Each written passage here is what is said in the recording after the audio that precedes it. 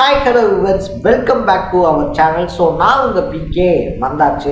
இன்றைக்கி நம்ம எந்த விஷயத்தை பற்றி பேச போகிறோம் அப்படின்னு சொல்லி கேட்டோம் அப்படின்னா, ஒரு காலகட்டம் வரைக்குமே எனக்கு எந்த விதமான நிபந்தனையுமே கிடையாதுங்க. என்னை நீங்கள் கட்சியில் சேர்த்துக்கிட்டா கூட போதும், எந்த பொறுப்புமே நீங்கள் தர வேணாம் அப்படின்ற மாதிரிலாம் பேசி எப்படியாவது அதிமுகவில் ஜாயின் பண்ணிடலாம் அப்படின்னு சொல்லி கணக்கு போட்டுட்டு இருந்த ஓபிஎஸ் இருக்கார் இல்லையா, அவர் திடுதுப்புட பார்த்தோம் அப்படின்னா, இனிமேல் நாங்கள் எடப்பாடி கிட்ட எங்களை சேர்த்துக்கங்க அப்படின்னு சொல்லி கேட்க மாட்டோம். எங்களை மட்டும் கிடையாது, அதிமுக தொண்டர்கள் உரிமை மீட்பு கழகம் இருக்கு இல்லையா, அதை சார்ந்த யாரையுமே சேர்த்துக்கங்க அப்படின்னு சொல்லி கேட்க மாட்டோம். இதை தாண்டி எடப்பாடி பழனிசாமிக்கு நாங்க தோல்வி அப்படின்னா என்னன்றதை காட்ட போறோம். ஆல்ரெடியா அவர் தோல்வி முகமா தான் இருக்காரு. பட் எங்களை பகச்சுக்கிட்டதுனால அவருக்கு என்னென்னலாம் நடந்திருக்கு அப்படின்றத நாங்க அவருக்கு எடுத்து காட்ட போறோம் அப்படின்ற மாதிரி வீரவசனம்லாம் பேசினதோட மட்டும் இல்லாம, அவங்களுடைய மாவட்ட செயலாளர்கள் கூட்டம் இருக்கு இல்லையா, அந்த கூட்டத்துல பார்த்தோம் அப்படின்னா நம்ம யார் கூட கூட்டணி வைக்கலாம் அப்படின்னு சொல்லிட்டு ரெண்டு ஆப்ஷன்ஸ் கொடுத்திருக்காராம்.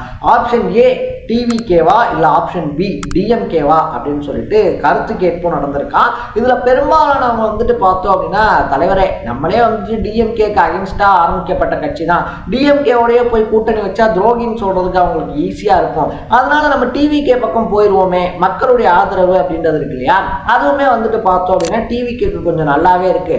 நம்ம டிஎம்கே கூட போறதுக்கு அண்ணன் செங்கோட்டையன் மாதிரி டிவிகே பக்கம் போயிட்டோம் அப்படின்னா சீட்ஸும் கொஞ்சம் எக்ஸ்ட்ரா நம்ம எதிர்பார்க்கலாம். ஏன்னா டிஎம்கே பக்கம் போனோம்னா அங்க ஆல்ரெடி காங்கிரஸ் கூட்டணி கட்சிகள்னு சொல்லிட்டு நிறைய பேர் இருக்காங்க, நமக்கு சீட்டு கம்மியா தான் கிடைக்கும். இதே டிவிகே பக்கம் போனோம் அப்படின்னா ஏதாவது முக்கியமான தொகுதிகளை நம்ம பேசி வாங்கிக்கலாமே அப்படின்னு சொல்லி சொன்னதுனால, சரி ஓகே எதா இருந்தாலும் ஒரு 3 வாரத்துக்கு ஒத்தி போடுங்க, தை பிறந்தால் வழி பிறக்கும் அப்படின்னு சொல்லிட்டு பொதுக்கூட்டத்தை முடிச்சு வச்சிருக்காரா நம்ம ஓபிஎஸ் அப்படின்னே சொல்லலாம். ஸோ என்னதான் முடிவுல இருக்காரு ஓபிஎஸ், டிவிகே பக்கம் போக போறாரா இல்ல அதை தாண்டி மறுபடியும் என்டிஏ அப்படின்னு சொல்லிட்டு மோடி அமித்ஷாவை சந்திக்க போறாரா இல்ல அப்படியே நேர் எதிராக இருக்கக்கூடிய திமுக போய் சேர போறாரா, ஐ மீன் கூட்டணி கட்சியா சேர போறாரா அப்படின்னு சொல்லிட்டு தான் நம்ம இந்த வீடியோல பேச போறோம். அதுக்கு முன்னாடி நம்ம சேனலுக்கு நீங்க புதுசா வந்திருந்தீங்க அப்படின்னா, இதே மாதிரி அப்பப்ப அன்னன்னைக்கு அப்டேட்டா போயிட்டு இருக்க விஷயங்கள், கரண்ட் அஃபேர்ஸா இருந்தாலும் சரி, பாலிடிக்ஸா இருந்தாலும் சரி, ஸ்போர்ட்ஸா இருந்தாலும் சரி, அப்பப்ப அப்டேட்டா போயிட்டு இருக்க விஷயங்களை நீங்க தொடர்ந்து தெரிஞ்சுக்கணும் அப்படின்னு ஆசைப்பட்டீங்கன்னா மறக்காம சேனலை ஃபாலோ பண்ணி சப்ஸ்கிரைப் பண்ணிக்கோங்க. ஸோ ஃபர்ஸ்ட் ஆஃப் ஆல் பார்த்தோம் அப்படின்னா, ஓபிஎஸ் இருக்கார் இல்லையா, அவரும் டே பை டே இழுத்து பார்த்தாப்ல, இதுதான் கடைசி நாள், எங்களை நீங்க சேர்த்துக்கலன்னா பல பின்விளைவுகளை நீங்க சந்திக்க வேண்டியிருக்கும், நாங்க தனியா ஒரு முடிவெடுப்போம் அப்படின்ற மாதிரிலாம் சொல்லி மிரட்டல் விட்டு பார்த்தாரு. எப்பெல்லாம் மிரட்டல் விடுவாரோ அதுக்கப்புறமா அதிமுக எப்படியாவது சேர்ந்துடலாம் அப்படின்ற முயற்சிகளும் பண்ணிட்டே தான் இருந்தாரு.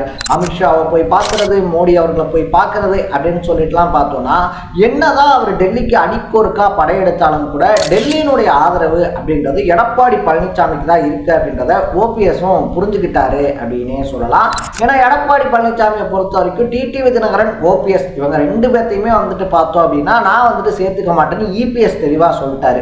ஸோ நீங்க வேணா கூட்டணிக்குள்ள சேர்க்கறதுனா சேர்த்துக்கங்க அப்படின்னு சொல்லி சொன்னதோட மட்டும் இல்லாம, கூட்டணி கட்சிகளுக்கு எவ்வளவு தொகுதிகள் அப்படின்ற லிஸ்டையும் வெளியிட்டு அதிர்ச்சி கொடுத்திருந்தாரு இபிஎஸ் அப்படின்னு தான் சொன்னோம். ஸோ பாஜக பார்த்தோம் அப்படின்னா எப்படியாவது நம்ம ஒரு 50 தொகுதியை வாங்கிடலாம் அப்படின்னு சொல்லிட்டுலாம் ஒரு ஸ்ட்ராங்கான மைண்ட் செட்டோட இருக்கும்போது, தம்பி இங்க வாங்க, 170 தொகுதியில நாங்க தான் போட்டி போடுறோம், உங்களுக்கு ஒரு 23 தொகுதி, பாமகக்கு ஒரு 23, தேமுதிகக்கு ஒரு 6, அதை தாண்டி பார்த்தோம் அப்படின்னா நம்ம டிடிவி தினகரன் இருக்கார் இல்லையா, அவர் வந்தாருன்னா அவருக்கு ஒரு 6 தொகுதி, ஓபிஎஸ் கூப்பிட்டு வந்தீங்கன்னா அவருக்கு ஒரு 3 தொகுதி, தமாக இருக்காங்க இல்லையா தமிழ் மாநில காங்கிரஸ், அவங்க வராங்க அப்படின்னா அவங்களுக்கு ஒரு 3 தொகுதி, இவ்வளவுதான் எங்களால தர முடியும் அப்படின்னு சொல்லிட்டு பாஜகக்கே அதிரடி காட்டியிருக்காரு இபிஎஸ் அப்படின்னு சொல்றாங்க.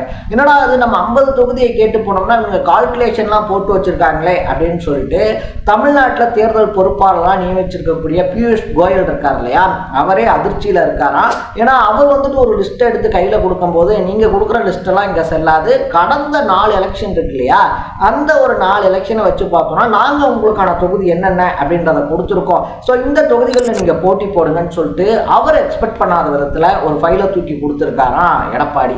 இதனால என்ன சொல்றது அப்படின்னு சொல்லியே தெரியாம பியூஷ் கோயலே கப்பு ஜிப்பாயி, சரி ஓகே 2ஆம் கட்ட ஆலோசனையில நம்ம தலைமை கிட்ட பேசிக்கலாம், தெளிவா பேசிடலாம் அப்படின்னு சொல்லிட்டு வணக்கத்தை போட்டு டெல்லிக்கு போயிட்டாராம். இப்படி ஒரு கட்டுக்கோப்பா வந்துட்டு பண்ணிக்கிட்டு இருக்காரு இபிஎஸ் அப்படின்னு தான் சொல்லணும். இன்னொரு பக்கத்துல விருப்ப மனு வேற வந்துட்டு பார்த்தோம்னா தாறுமாறா வந்து குமிஞ்சிருக்கு. ஒரு விருப்ப மனுக்கு 15,000 ரூபாய் அப்படின்னு சொல்லி கட்டணம் நிர்ணயம் பண்ணி வசூலிக்கப்பட்டப்பயே கிட்டத்தட்ட 10,000 விருப்ப மனுக்களுக்கு மேல வந்துட்டு பார்த்தோம் அப்படின்னா அங்க ஃபில் பண்ணி கொடுத்துருக்காங்க. இதுல பலருமே வந்துட்டு பார்த்தோம்னா எங்க தொகுதியில இபிஎஸ் போட்டி போட சொல்லுங்க, இபிஎஸ் வந்துட்டு எங்க தொகுதியில நேரடியா போட்டி போடணும் அப்படின்னு சொல்லிட்டு இபிஎஸ் அவங்க தொகுதிகளை போட்டியிடுறதுக்கான வேட்பு மனுக்கள் அந்த விருப்ப மனுக்கள் அப்படின்றதும் நிறைய தாக்கல் செய்யப்பட்டிருக்கா. சோ ஜெயலலிதா அவர்கள் இருந்தப்பதான் அது வந்துட்டு நடந்துட்டு இருந்துச்சு. ஜெயலலிதா அவர்கள் நேரடியாவே எங்க தொகுதியில போட்டியிடணும் அப்படின்னு சொல்லிட்டு இந்த விருப்ப மனுக்கள் அதிகமா கொடுப்பாங்க. இப்போ வந்துட்டு பார்த்தோம்னா இபிஎஸ்க்கும் இப்படி விருப்ப மனு கொடுக்கப்பட்டிருக்கிறது கட்சியில் அவருக்கு இருக்கக்கூடிய செல்வாக்கை காட்டுது அப்படின்னு சொல்லிட்டு அவருடைய ஆதரவாளர்கள் சொல்ல ஆரம்பிச்சிருக்காங்க. இது எல்லாத்தையும் தான் ஓபிஎஸ் கூட்டி கழிச்சு பார்த்திருக்காரு அப்படின்னு சொல்றாங்க. ஏன்னா 3 தொகுதிக்காக போயிட்டு மறுபடியும் அந்த ஆள் மூஞ்சில முடிக்கணுமா அப்படின்றது அவரோட மைண்ட் வாய்ஸ். அந்த ஆளுங்கிறது அங்க எடப்பாடி பழனிசாமியை ஒரு 3 தொகுதிக்காக நம்ம போய் நிக்கிறோம் அப்படின்னா 3 தொகுதி தராங்கன்னா நம்ம நிக்கிறதா இல்ல நம்ம பையன் ரவீந்திரநாத் இருக்கார் இல்லையா அவரை நிக்க வைக்கிறதா இல்ல வைத்தியலிங்கத்தை நிக்க வைக்கிறதா, சரி ஓகே நம்ம 3 பேத்துக்கு அப்படின்னு சொல்லி எடுத்துட்டோம்னா பின்னாடி நிற்கக்கூடிய ஒரு 20-30 பேரை என்ன பண்றது அப்படின்னு சொல்லிட்டு பல கணக்குகளை போட்டு பார்த்துதான் யாரோட கூட்டணிக்கு போலாம் அப்படின்ற ஒரு முடிவை கேட்டிருக்காராம் ஓபிஎஸ். சோ விவரம் தெரிஞ்சவங்க என்ன சொல்றாங்க அப்படின்னு சொல்லி கேட்டோம்னா ஏங்க அவர் படக்குன்னா வந்துட்டு ஒரு முடிவே எடுக்க மாட்டாருங்க, நீங்க வேணா பாருங்களேன் ஒவ்வொரு டைமும் கூட்டத்தை கூட்டுவாரு ஆனா முடிவே எடுக்காம அந்த கூட்டத்தை கலைப்பாரு. அதே மாதிரிதான் இந்த கூட்டணியும் கூட்டியிருக்காரு. கூட்டிட்டு எல்லாத்தையும் பேசியாச்சு, சரி ஓகே நம்ம டிவிக்கோட தான் கூட்டணி அப்படின்னு சொல்லிட்டு பகிரங்கமா அறிவிச்சிட வேண்டியது தானே. அதை தாண்டி தை பிறந்தால் வழி பிறக்கும் அப்படின்னு சொல்லிட்டுலாம் தள்ளி போடுறாருன்னா ஏதோ ஒன்று இருக்குதுங்க. இன்னுமே வந்துட்டு அவர் என்டிஏ கூட்டணியிலேருந்து நம்மளை கூப்பிட மாட்டாங்களா, நமக்கு வந்துட்டு ஏதாவது எக்ஸ்ட்ரா சீட் வாங்கி தரேன்னு சொல்லிட மாட்டாங்களா அப்படின்ற ஒரு மைண்ட் செட்டில் இருக்காரு. என்னதான் இருந்தாலும் மோடி அமித்ஷாவை தாண்டி ஓபிஎஸ் தனியாக ஒரு முடிவை அவ்வளோ தைரியமாக எடுக்க மாட்டாரு அப்படின்னும் இன்னும் ஒரு சிலரை பொறுத்த வரைக்குமே இல்லை அவர் வந்துட்டு தெளிவாயிட்டாருங்க, அம்மா காலத்துலேருந்து அரசியல் அப்படின்றத பார்த்துக்கிட்டு இருக்காரு, அதனால கண்டிப்பாக டிவிக்கோட கூட்டணி அப்படின்றத அவர் டிசைட் பண்ணுவார் அப்படின்னு இன்னும் ஒரு சிலரும் சொல்லிக்கிட்டு இருக்காங்க. ஸோ இந்த விஷயம் பத்தி நீங்க என்ன நினைக்கிறீங்க? ஓபிஎஸ் எந்த பக்கம் சாய்வாரு? ஒரு பக்கம் என்டிஏ கூட்டணி அப்படின்றதுக்கு போவாரா இல்ல அதை தாண்டி மாவட்ட செயலாளர்கள்லாம் சொல்லிட்டாரு அப்படின்னு சொல்லிட்டு டிவிகே பக்கம் வருவாரா அப்படின்றது உங்களுடைய பாயிண்ட் ஆஃப் வியூ என்ன? எனக்கு பொறுத்த வரைக்கும் டிவிகே பக்கம் தான் போவாரு அப்படின்னு சொல்லிட்டு எனக்கு மைல்டான ஒரு டவுட்ஸ் இருக்கு. ஏன்னா இதுக்கான காரணத்தெல்லாம் நான் முன்னாடியே சொல்லிட்டேன். தொகுதி கொஞ்சம் எக்ஸ்ட்ரா கிடைக்கும், அதை தாண்டி செங்கோட்டையன் அவர்களுக்கு கொடுக்கக்கூடிய அதே மரியாதையும் தமக்கும் கிடைக்கும். பின்னாட்கள்ல கட்சியை கூட கலைச்சிட்டு தாவேக்காலேயே ஐக்கியமாயிருக்கான ஐடியாக்கள் அப்படின்றதும் இருக்குன்றதுனால எனக்கு அப்படி தோணுது. உங்களுக்கு என்ன தோணுது அப்படின்றத கமெண்ட்ல போட்டு மறக்காம சேனலை ஃபாலோ அண்ட் சப்ஸ்கிரைப் பண்ணிக்கோங்க.